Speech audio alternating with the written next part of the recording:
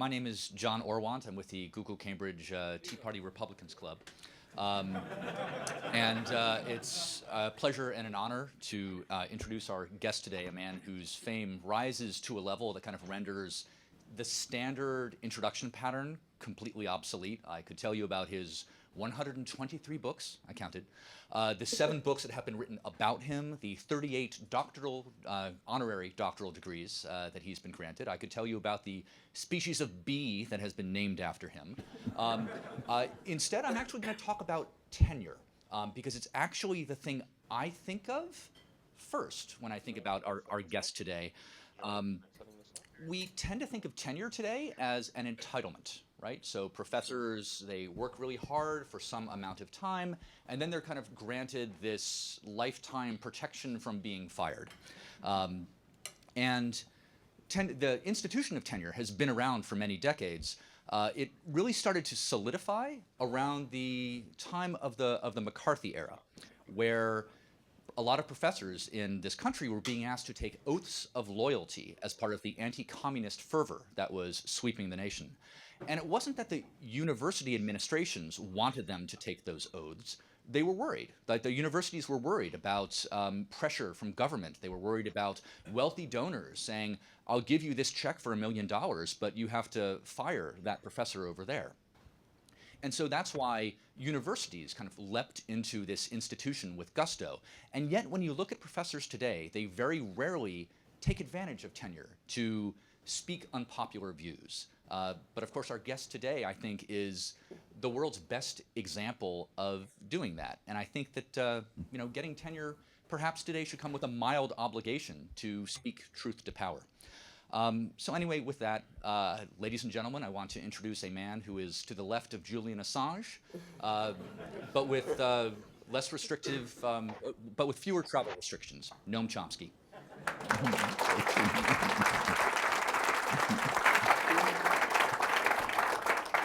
Well, we're very glad to have you back. You were here in 2008, and now Google's grown considerably, and you have a considerable audience. And as was mentioned earlier, the questions I'm about to pose to you are from Googlers. So you guys went online and you posted questions and you voted on them. All right, so the first one, your early view of the potential abuse of the internet as a political medium seemed to convey a wait-and-see attitude. How has your view evolved, and where do you think the balance of power is headed? Well, the internet is obviously a tremendous research tool. We use it all the time. I assume by internet you mean more generally the whole kind of IT system that's developed. It's certainly useful for activists and organizers. Almost all activist efforts and enterprises involve intercommunication through the internet. On the other hand, we don't have to talk about the fact that it's a tremendous tool for power systems to control and dominate in all sorts of ways. I, by now, hardly have to mention the NSA revelations, Edward Snowden's revelations. Commercial institutions like Google, for example, use it to undermine privacy and independence in all kinds of ways. So the balance of power is where it always was and expanding. Any technology that's around is going to be used by systems of concentrated power to dominate and control. And you can't open a newspaper now without new things appearing. So take this morning. If you happen to look at this morning's newspaper, there was a report of an Associated Press, some revelations that they've dug out recently about efforts to develop by the U.S. government through USAID, which is supposed to be an aid organization, to carry forward the intensive U.S. efforts to undermine and overthrow the government of Cuba. You read the report, it's interesting for what it says and what it doesn't say. What it says is that the government, through USAID, has tried to set up a kind of a social media inside Cuba that could be used to organize crowds to protest with the people not really knowing who they're working for and what they're doing. And the original AP report, most of which didn't get printed, at least in what I saw, says that this has already been used in many other places, the Philippines, Ukraine, and so on, to try to organize anti-government protests, which raises quite a few questions about what's going on around the world. Well, this is one of the techniques that's being used for subversion, domination, and control. This is an Obama program, incidentally, not Bush. And what's said is interesting. What isn't said is interesting. And here, the power of the internet looms in the background. You can quickly find out what isn't said on the internet if you look for it. What isn't said is that this program of course it's not called subversion, it's called bringing democracy and so on, but this program of trying to subvert the Cuban government is part of a long-standing war that the U.S. has been conducting against Cuba. Long-standing. You look at the history of the U.S. and Cuba, it starts in the 1820s. Cuba was regarded by the founding fathers as the next conquest that we have to make. Cuba was waiting there, just we had to take it for ourselves as we expand and become the greatest empire in the world. Well, he couldn't do it in 1823. There was a deterrent, the British. They were too powerful. The British were the main enemy through the most of the 19th century. But the big thinkers like John Quincy Adams, you know, the great grand strategist, he recognized and said that while we can't acquire Cuba now, it will fall into our hands by the laws of political gravitation, just as an apple falls from a tree, meaning in time the U.S. will become more powerful, Britain's power will decline, and we'll be able to take Cuba. And in fact, that's what happened. In 1898, Cuba was liberating itself from Spain, and the U.S. intervened in what's called here liberation of Cuba, but in fact was the prevention of the liberation of Cuba by Cubans. The U.S. took over the island, one of several. Puerto Rico, Hawaii was stolen from its inhabitants the same year, and Cuba became a colony, virtual colony. Well, something quite interesting happened that's highly relevant today. Highly relevant, but never mentioned. But you can find it on the internet if you like. At gunpoint, the U.S. imposed a treaty on Cuba, Platt Amendment it's called, in which Cuba granted the United States control over eastern Cuba. It's what we call Guantanamo. Happens to include Cuba's major port. Its only port oriented towards Europe, which is where its main trade would be. Of course, the Cubans had no voice in this. We just took it over. Actually, there's something, and we've had it for 110 years. Cuba's been trying to get it back, but we refuse. The purpose has no strategic interest for us. It's used for storage of refugees, like if Haitians flee from monstrous dictatorships that we support in Haiti, we're supposed to accept them under international law as refugees, but instead you send them off to Cuba, to Guantanamo, as a storage place. Of course, it's used as a torture chamber. The Cubans want it back, and we won't give it to them. Does this remind you of something that's happening in world affairs right now? Yeah. Russia took over Crimea, okay? Just as we've taken over eastern Cuba for 110 years at gunpoint. We don't formally annex it, but we dominate it. Russia has a much stronger case than the United States does. Crimea is primarily Russian. Its population overwhelmingly supports Russia. It's got major strategic significance. It's Russia's only warm water port. It's the base for their fleet. It's right on the border of Russia. Russia's surrounded by a hostile military alliance, NATO, and for them it's of great strategic significance. For Cuba, for us, is nothing. Guantanamo, it's just a means of trying to undermine Cuba, prevent Cuban development. And the United States, of course, has been at war with Cuba since 1959, when Cuba finally did liberate itself. Immediately, the U.S. began an attack on Cuba. Under Kennedy, a massive terrorist operation was organized to bring the terrors of the earth to Cuba. It was Arthur Schlesinger's phrase describing it in his biography of Robert Kennedy, who was in charge of it. It almost destroyed the world. It was a major factor that led to the missile crisis. And it's went on afterwards. The terror based in Florida has gone on almost without a stop. On top of that, there's an economic embargo to strangle the country, opposed by the entire world. Take a look at the votes, annual votes in the General Assembly, which don't get reported here. That's 180 to 2 U.S. and Israel, sometimes Marshall Islands or something.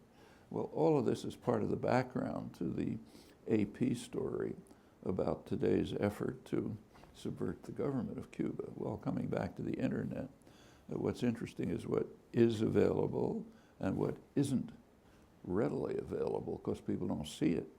Like, you won't find a word about anything I said in the press or in commentary or discussion, although it's all extremely timely, very timely, you know, not arcane scholarship, but it's right in front of our eyes, but not there.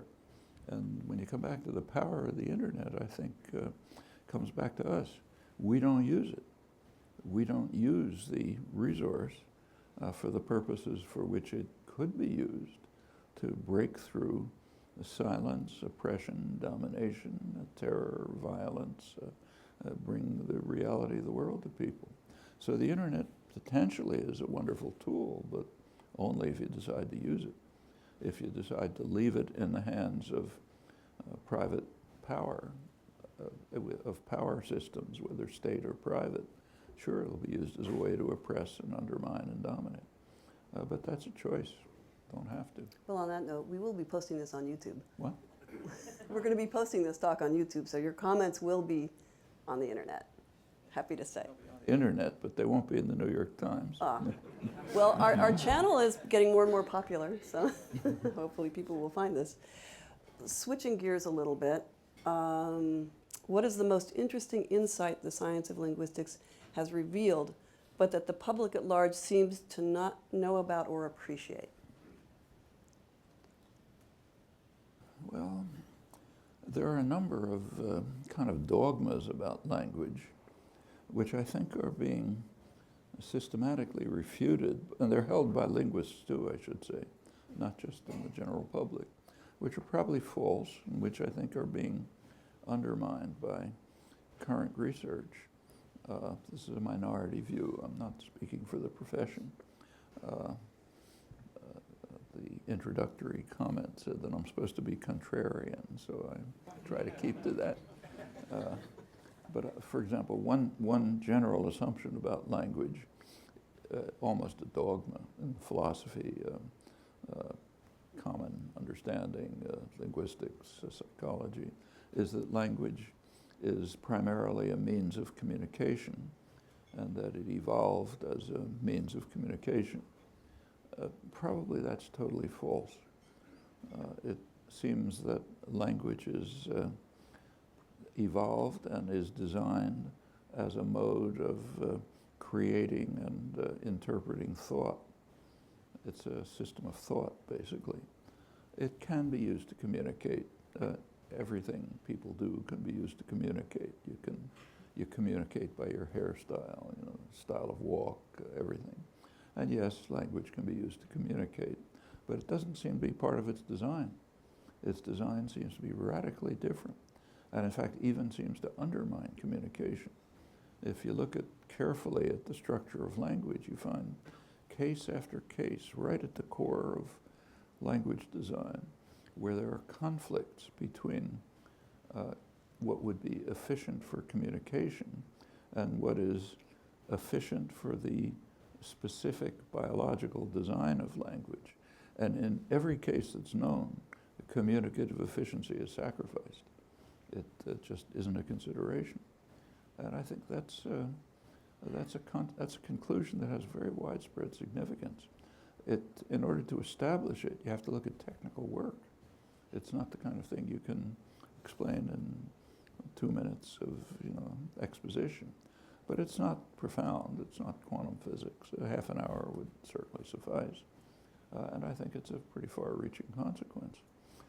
Another general belief about language, again, almost a dogma in all the relevant fields, philosophy, linguistics, and so on, is that the minimal meaningful elements in language, sort of word-like things, pick out entities in the extramental world. So the word, say, river, picks out the Charles River and so on, something that a physicist could identify. That turns out to be true for animal systems, animal communication systems. The symbols that appear, the actions that are carried out, do apparently have a one-to-one correlation with mind-independent events. So some particular call of a monkey will be related to leaves fluttering, predator is coming, sort of, I'm hungry, some hormonal change. It's just not true of language. Linguistic elements do not have that property. Actually, this was understood by Aristotle. It was understood in the 17th and 18th centuries. There's interesting work on it. The entities that we construct in our discourse, expression, interpretation are largely partially mental objects. There are ways in which they are modes in which we interpret phenomena, but they don't pick out entities in the world that a natural scientist could identify without looking into our minds. That tells us a lot about the nature of language and about our own nature. Language is the core human property. I mean, this was understood by Darwin, by a long tradition before him. And it's very different from the way it's usually conceived. I think those are among the conclusions that have pretty widespread significance. Let me stress again, it's a very minority view. Very few linguists would agree with this. But I think over time, I suspect it'll become clear. Okay.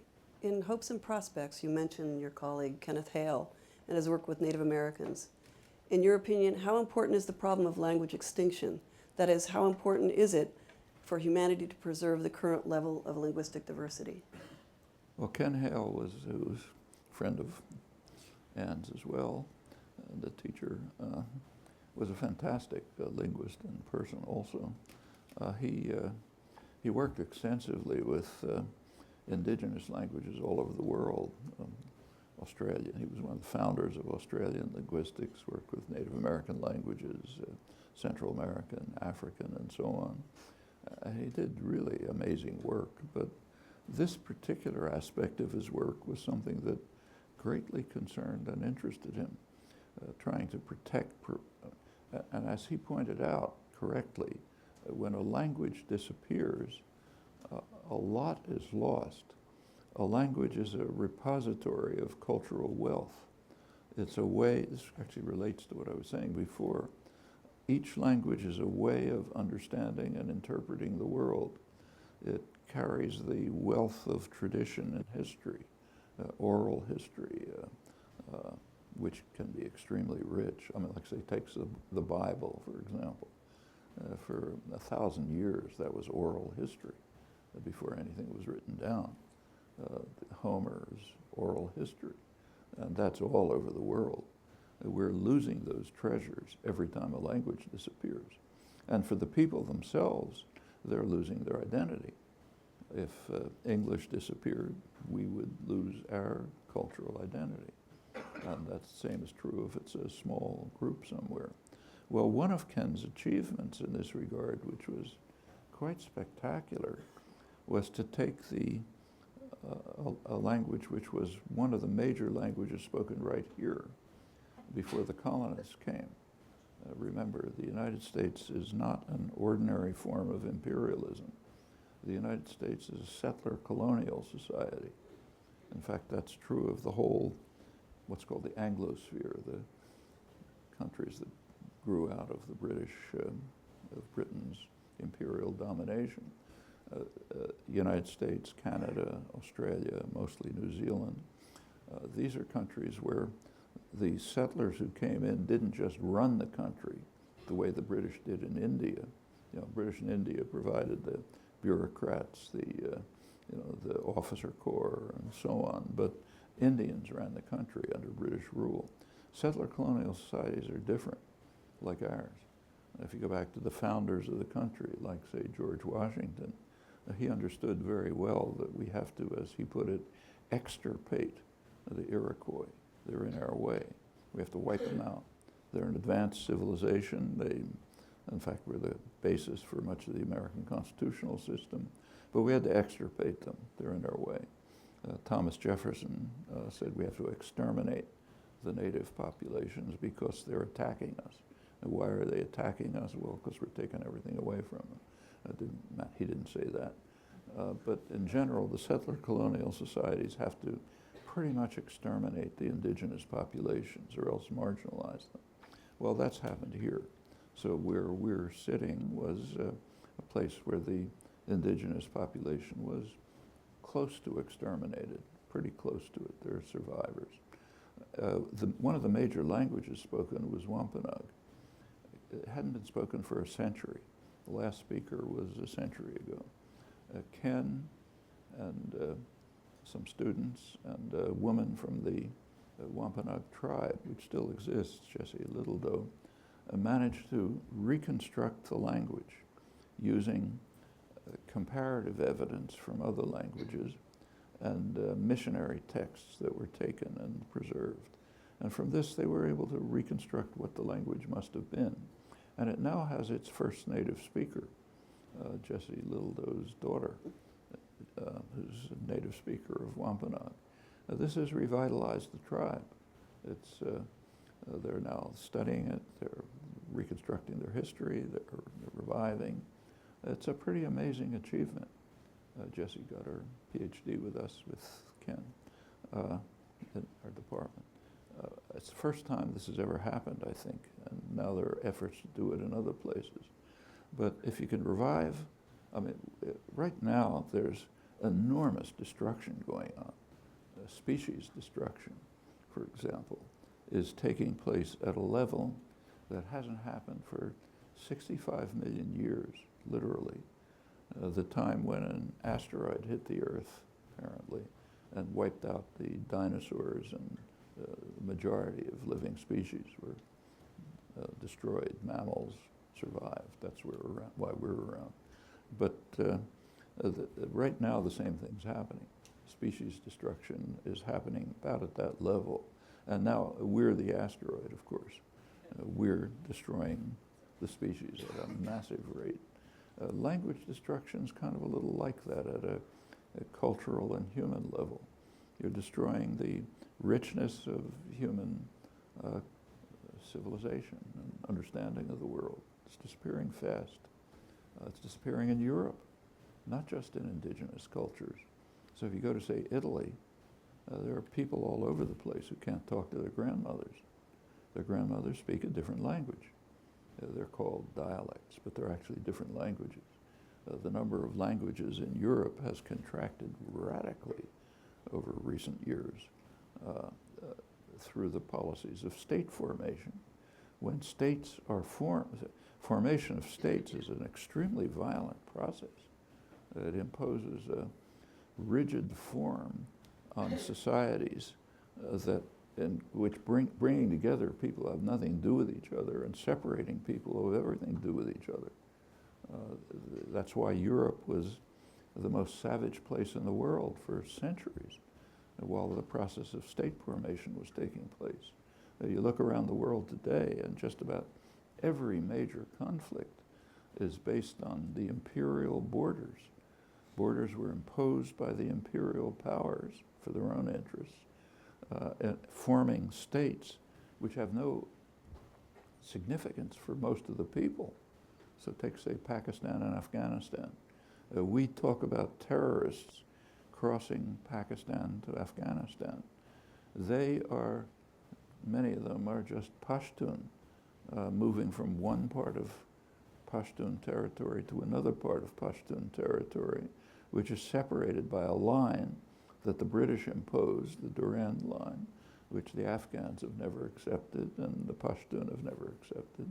That happens everywhere. President Obama, one of his achievements has been to break all records in deporting undocumented immigrants, almost 2 million.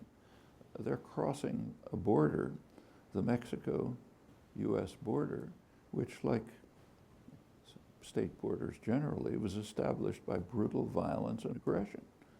The US conquered half of Mexico. President Grant described it as, who fought in it, described the war, described it as the most wicked war in history. Well, okay, that established a border. It was a pretty open border, the same kind of people living on both sides until pretty recently. It's been heavily militarized now, primarily since NAFTA. When NAFTA, the North American Trade Agreement, was instituted, President Clinton, his advisors understood very well that this is going to devastate the Mexican economy, and it's going to destroy Mexican agriculture, it's going to undermine small business and so on. Mexican campesinos can be quite efficient, but they can't compete with highly subsidized U.S. agribusiness. So there's going to be a flow of immigrants, so we got to militarize the border to prevent them, send them back. Right now, to this day, right here near Boston, right around us, there are people fleeing from the Guatemalan highlands, Mayan Indians, fleeing from the Guatemalan highlands. Their languages are also being destroyed. Why are they fleeing from the Guatemalan highlands? Well, under Ronald Reagan, the U.S. supported a genocidal attack on the highlands and the Mayan Indians by the military dictatorship we were backing in Guatemala.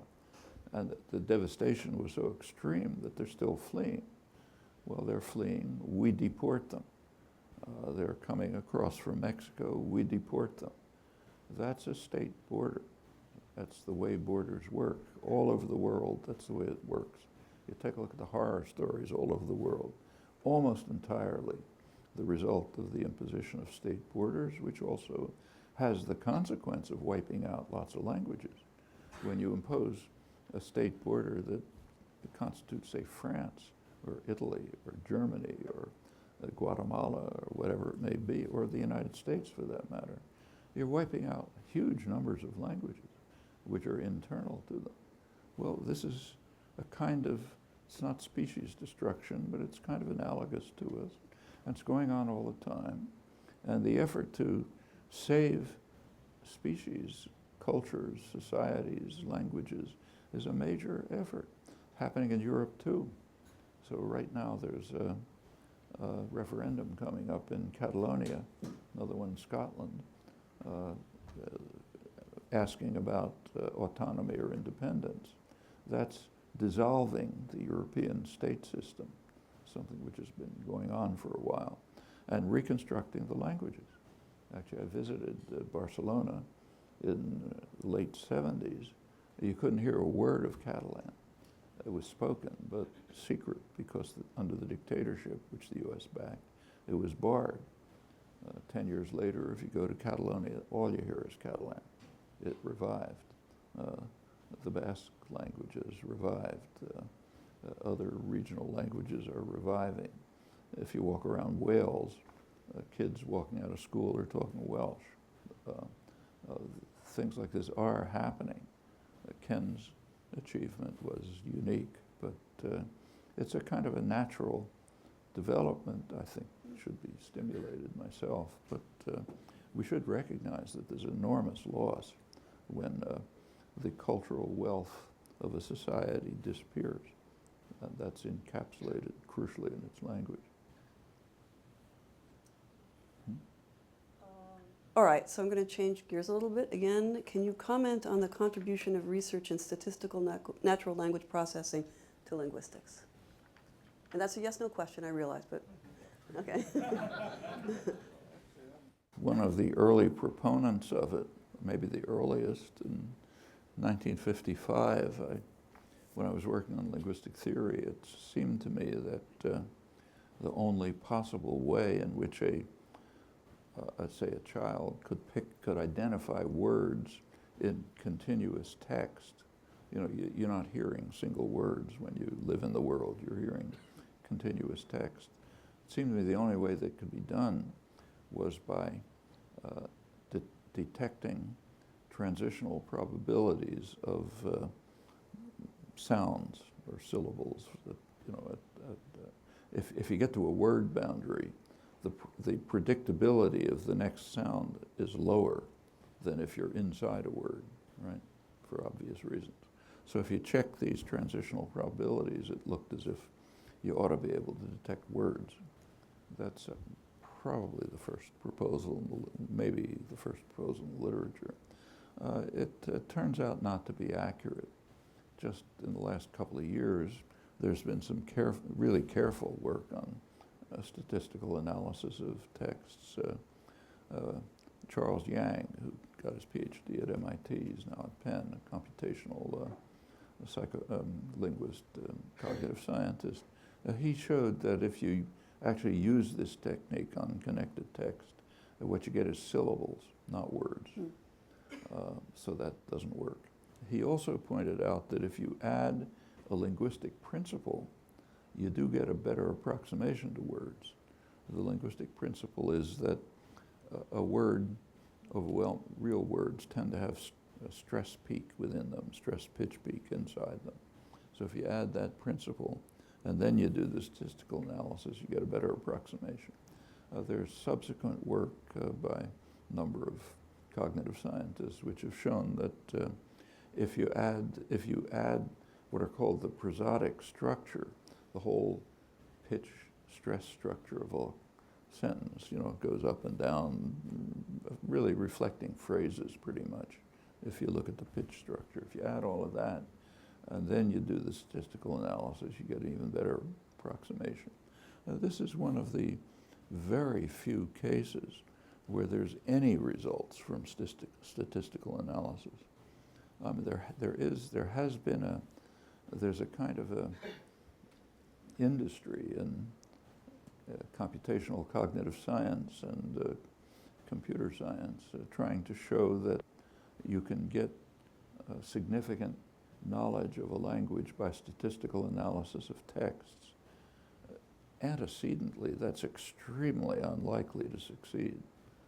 You do not get discoveries in the sciences by taking huge amounts of data, throwing them into a computer, and doing statistical analysis of them. Try to think it through in the history of the sciences. It just doesn't happen. That's not the way you understand things. You have to have theoretical insights. You have to know what kind of experiments to carry out, what kind of data are worth looking at, which kind you throw away, and so on. That's the way the sciences have always worked. If you want to, say, study the laws of motion, you could take a huge number of videotapes of what's happening outside the window and subject them to statistical analysis, and you could get a pretty good prediction of the next thing that's going to happen outside the window. Actually, a better prediction than what the physics department can give. But it's not science. It's a way of matching data and maybe predicting some new data.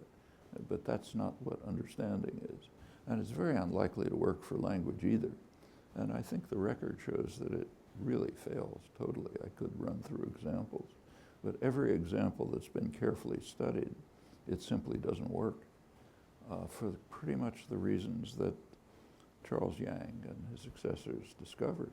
You have to understand the principles that determine what underlies the system, and then if you look around the edges of those principles, you can find sometimes useful statistical data. I think that's probably the way it's going to continue, but certainly is the way it has so far. We're going to change gears again. What, in your opinion, are the most effective strategies for building a more and just peaceful, for building a more just and peaceful world? And in your view, what are the most significant takeaways from Occupy, the Arab Spring, and the Ukrainian Euromaidan uprising? Well, those are all quite different events, and I don't think you can consolidate them. Over time, there has, history doesn't just go in a straight line.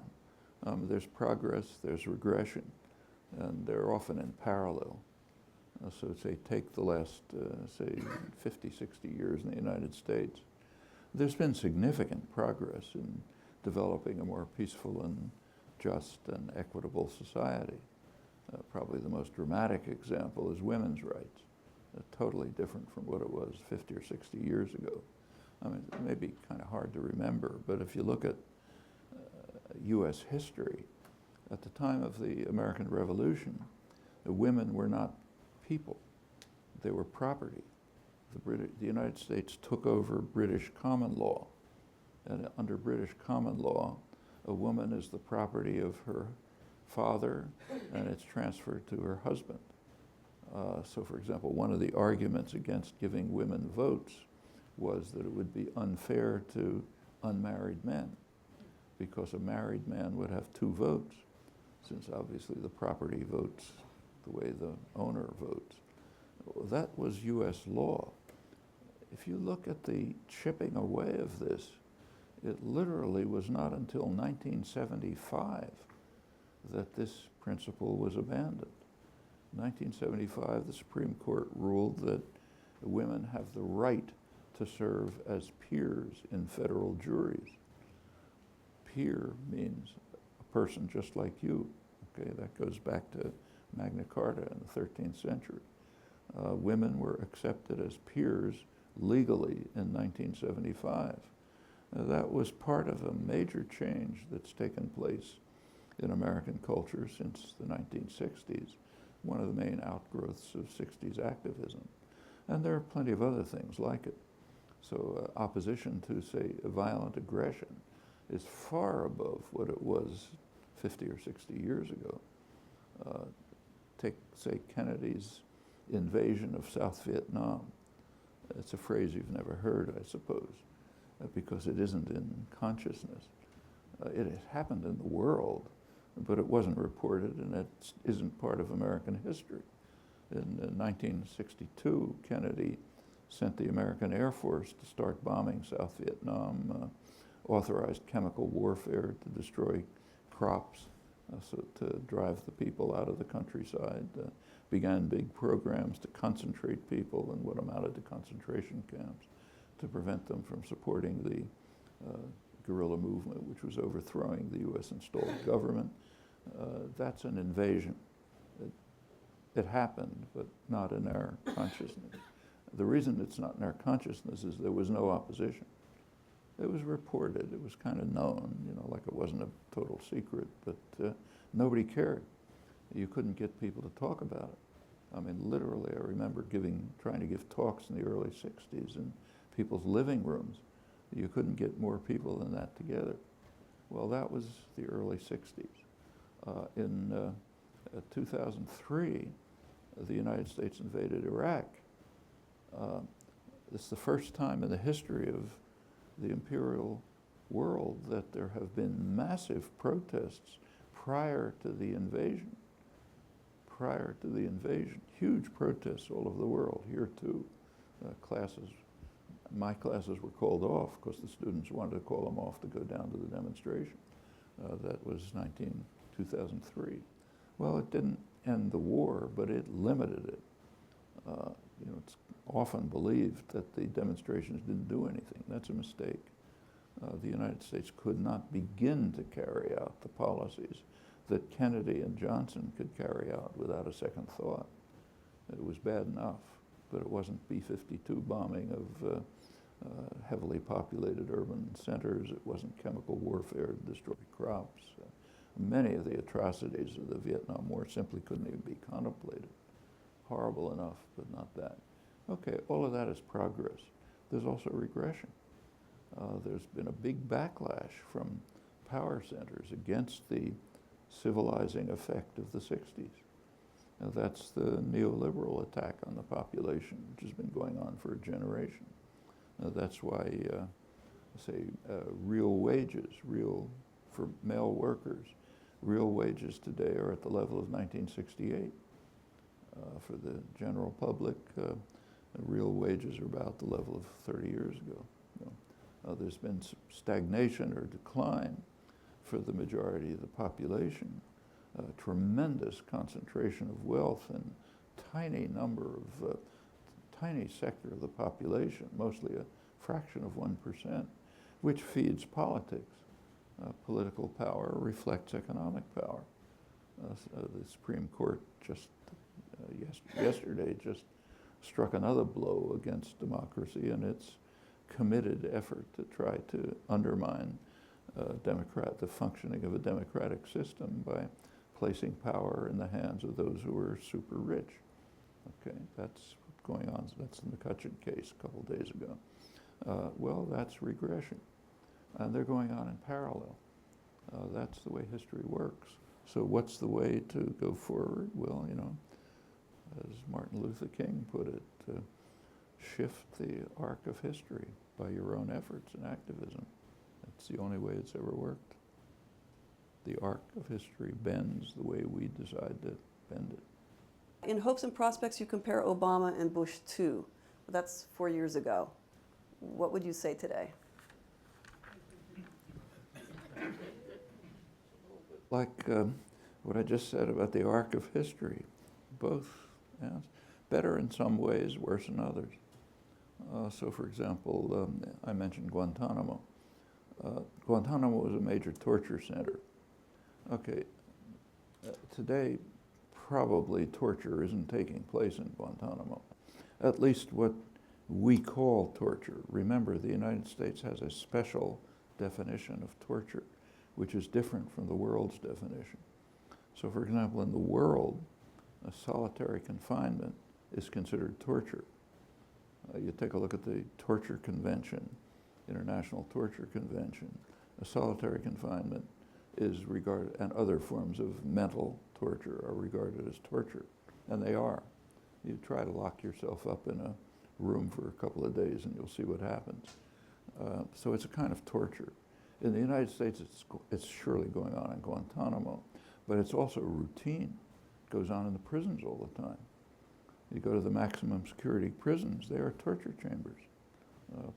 People are confined, 23 hours a day in a small room. It drives you insane. So torture, what we call torture, isn't going on in Guantanamo. What is torture is going on, but it's going on in the incarceration system generally, and that system is a real international scandal and scale and character. So that's an improvement, not magnificent, but an improvement. On the other hand, there's the surveillance programs, which are, I don't have to talk to you about them, you know all about them. They're mostly Obama. The subversion of Cuba that I mentioned, that's a new Obama program. The worst global terrorism campaign underway right now is Obama's global assassination campaign.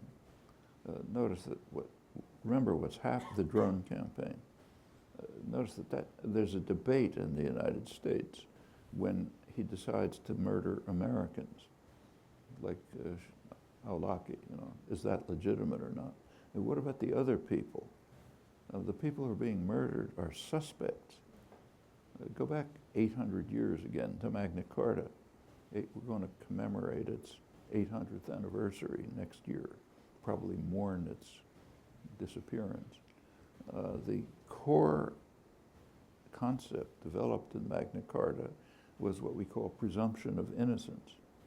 What it stated is that a free man cannot be subjected to state punishment without due process, without trial by a jury of peers. Okay. Now, free man was a very limited concept in the 13th century.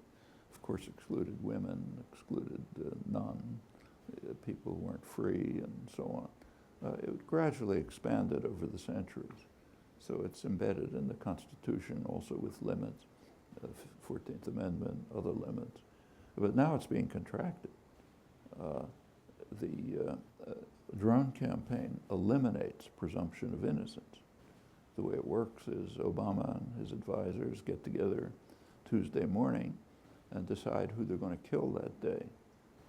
Those people, the concept guilty means Obama decided to murder you. That's the meaning of the concept guilty today.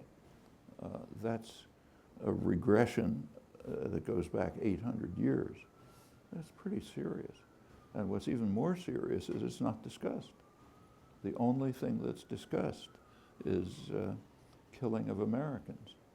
Are Americans different species? You know, who says you can kill other suspects? There's some talk about collateral damage. You know, what about the people who are just standing around and get killed? Well, yeah, that's bad. But what about the people you're aiming at? They are suspects. You haven't shown it, proven anything about them. Just somebody the government wants to kill. Now, that's true of domestic law too. Actually, I'm one of the plaintiffs in a suit that I'm not entirely happy about for this reason. It's a suit about the NDAA brought by Chris Hedges. A couple other people are plaintiffs. The NDAA legislation under Obama, he says he doesn't like it, but he signed it, permits indefinite detention. It extends the principle of indefinite detention for suspects who are, and under this new relatively new legislation under Obama, it is written in such a way that it could include American citizens. It's not explicit. That's what the suit is about. But the concept is it permits indefinite detention of people charged with providing support for enemies of the United States. What's support? No, well, like saying maybe they got a case or something like that. Is that support? It's not a joke, incidentally. The narrow case, the very narrow case is against one part, the fact that it might apply to American citizens. I think it's way too narrow. It shouldn't apply to anybody. There should never be such a thing as indefinite detention. That's criminal. And the idea of supporting enemies is so meaningless that such a concept shouldn't exist in law. But it's a narrow case about Americans, and that's the framework of discourse here. We shouldn't accept it, I don't think. In fact, take another Obama case, one of Obama's major attacks on civil liberties. It's a case that probably most of you haven't heard about, but I'd look it up if I were you. It's a nice thing about the internet. Holder v. Humanitarian Law Project, a case brought by the government to the Supreme Court. Government won. Holder, the Attorney General. Humanitarian Law Project was a group that was giving legal advice to a group that's on the U.S. terrorist list. The group happened to be the PKK, Kurdish group. The U.S. government calls it a terrorist group. So it's on the terrorist list. Humanitarian Law Project was giving legal advice to them. Obama's Justice Department decided to condemn that as material assistance to terrorism. Material assistance to terrorism used to mean giving a gun to somebody in Al-Qaeda, you know. But this extends it to giving legal advice to someone on the government's terrorist list, okay?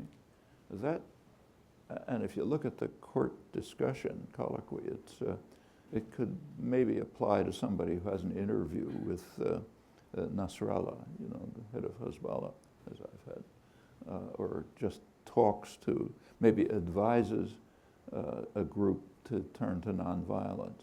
That could be regarded as material assistance under Obama.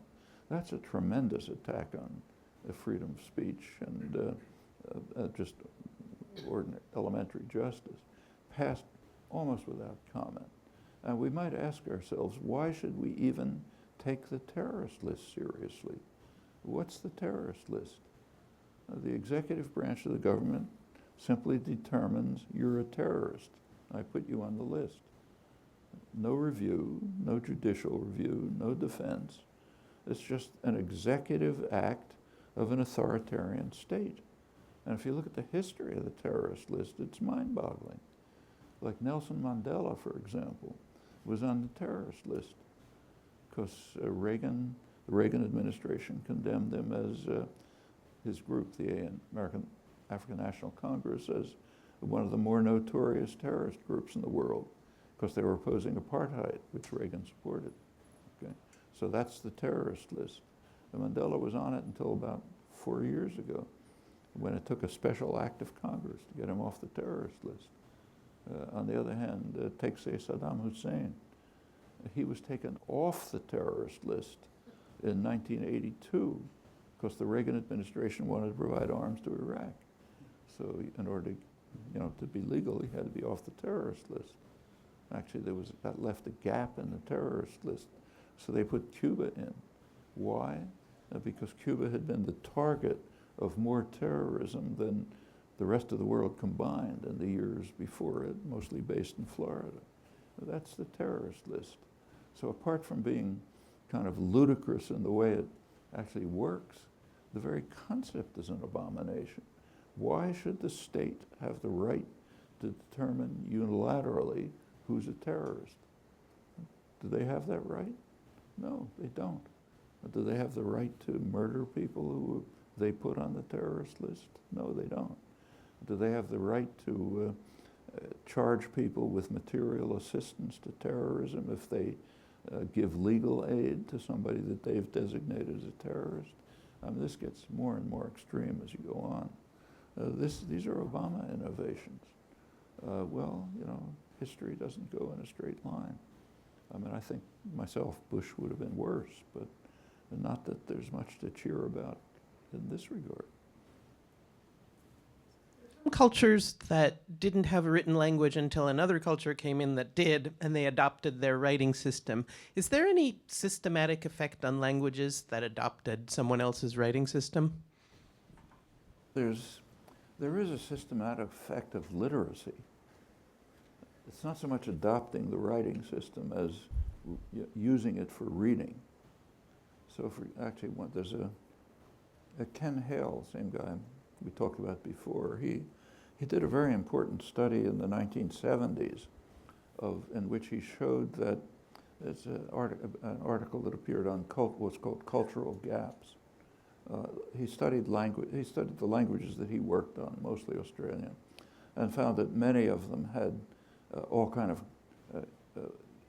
what looked like gaps, like they didn't have number words, or they didn't have color words, or they didn't have relative clauses, and a lot of other things they didn't have. What he showed was that all of this was just totally superficial.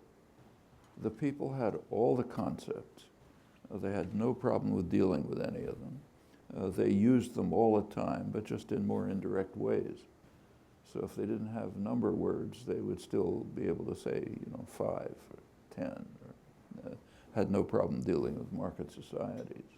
They may not have had the color red, but they could say blood-like, And the same was true even of structural things like embedded relative clauses and so on.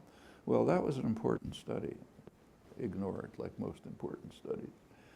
But shortly after it, somebody else in our department, Wayne O'Neill, another friend of Ann's and mine, who studies history of English, did a study of Middle English. And he investigated, and if he was looking for something similar, he discovered that the use of complex constructions, which had embedded elements in them, increased as literacy increased. Now, there's a natural reason for that. When you speak, you're constrained by short-term memory, right? Which is pretty small. Short-term memory is like around 7 or something like that. The same for humans and other organisms. And that means you can't do much. So ordinary speech tends to be what's called paratactic. You just kind of tack things on one after the other because you can't embed. On the other hand, once you move to literacy, you begin to use capacities that you always had but never used. It's like when people learn, you go to school and you say it's first grade or something, they teach you how to multiply. You begin to use a capacity which you always had. It's not taught. It's part of your intrinsic capacities that you have the capacity for number. Every society has it. Every human being has it. It's kind of it's a mystery that bothered Darwin and Wallace, the founders of evolutionary theory. They asked how could it evolve since it's never used? But it's true that everyone has it. But you can't do it in your head. Like you can't multiply big numbers in your head, right? You collapse after a very short period. But you can multiply them once you learn the technique because you've got the knowledge. You just have to exhibit it. And the same thing happens with literacy. Once literacy spreads, you get much more complex linguistic usage, even in speech, because it carries over from writing to speech. So that effect, I think, is real and documented, but the effect of just using, if you just use the letters to say write things, but you never read, I doubt it would have much of an effect. I'm curious as to your thoughts, I guess I'm standing now, as to your thoughts on, I guess some people have said that the effect of technology on certain languages has made us dumber. So like texting and LOL or hashtags, and if that's actually true or if it's just the same as any opinion, it's like new words being added to languages. I think there's a real question about what might be the cognitive effect. The current kind of teenage technology, it does have a very superficial aspect to it. So that's true, for example, of Facebook. People think they have lots of, I know of cases, teenagers, who think they have lots of friends, hundreds of friends, because if they write, I got an exam tomorrow, they'll get 100 letters saying, I hope you do well, and so on. And the communication is very restricted, simple formulas, things like that. So does it have a dumbing down effect? It has to be, I kind of doubt it, frankly, but it is a topic that could be studied. It is being studied, in fact, but as far as I know, there are no real results, and I think it would be surprising, because it's all kind of superficial. It does add a kind of superficiality to life, which may not be a good thing. I think it's probably harmful in the long run, but to try to, I feel like I'm bringing coals to Newcastle. You people know a lot more about this than I do, I'm sure, because I don't use any of this stuff, except with my grandchildren when I have to. Is there one last question? We have time for a quick question. There we go. This one? So the diversity of languages and cultures is wonderful, but if there's, on the other side, if you would say anything, if you would sort of allow that having, a unified language and common culture helps communication and may advance world peace. Well, I don't know if it advances peace. In fact, it seems to have the opposite, because you're forcing people into situations of conflict. And the one language that dominates is just the most powerful state in the world. But there's an advantage to having, say, a single language for science. Okay, so by now, English is pretty much the language of science. When I got to MIT 60 years ago, I was teaching scientific French and scientific German. All graduate students in every field had to pass an exam in French and German. It was a complete fake, but that was kind of like a residue of the pre-Second World War period. But it was true. You go back 70 years, a civil engineer had to know French and German. Okay, now it's all gone. No, all around most of the world, the language of science is English. That's helpful. On the other hand, exactly as you say, there's also, if that extended from just some mode of communication to the actual languages of life, it would be a real loss. We would lose cultural wealth. Actually, if you live in the United States and you travel abroad, you see it very quickly. The United States is an extremely insular society. People don't know anything about the outside world. Students in colleges don't know where France is. It's just, they don't know anything. It's remarkably different from Europe and other countries. And part of the reason is that you can go 3,000 miles in the United States and it looks exactly like where you came from. You go to Boston to Los Angeles, the weather's a little different, but everything else is the same. The accent's slightly different. You go 100 miles in Europe and you're in a different society. So you just kind of automatically gain a comprehension of the richness and complexity of life that's missing when societies are homogeneous. Of course, American society isn't literally homogeneous, but comparatively speaking, it is. And I think that's the kind of loss you would get if, in fact, you move towards a universal language. I just don't think there's any possibility of it's happening. As I said, in Europe, there's now actually a reaction against the unifying tendencies of the European Union, more regionalization, regional languages, cultures. It's not just languages, incidentally. So take Catalonia, which I mentioned. Under the Franco dictatorship, Catalonian language and culture were totally suppressed. They could not be exhibited in public. But if you go to Barcelona today, let's say, on Sunday morning, if you're downtown in Barcelona, take a look at the cathedral. There's people swarming towards the cathedral, folk singers, folk dances, Catalan customs being revived. It's a rich culture being revived. I mean, it was kind of there underground. Now it's open. And I think that's just healthy for human life.